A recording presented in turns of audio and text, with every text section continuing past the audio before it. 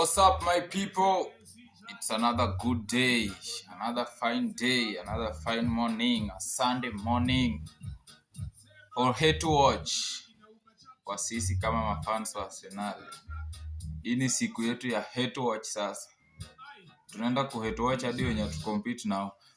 We have good games here being played today. Tuko na Aston Villa Brentford inapigwa saa 11.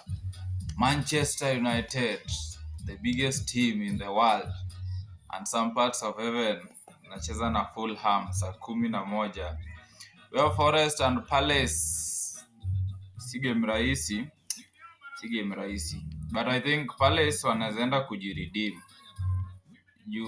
Last weekend they lost. Yeah, I remember very well they lost. I think to Chelsea, if I'm not Chelsea or Sunderland, I think. I don't remember well, but I know they lost. Then we have Tottenham Manchester City. This is the biggest. Tottenham Manchester City is the biggest for the day. Hiyo ndio muhimu. Like hiyo ndio but sisi kama fans wa Arsenal tunajua results, by the way. Hii game tunajua results. Ijafika lakini mimi niko na results already. Mtu anataka results tunaweza niambia nikutumie.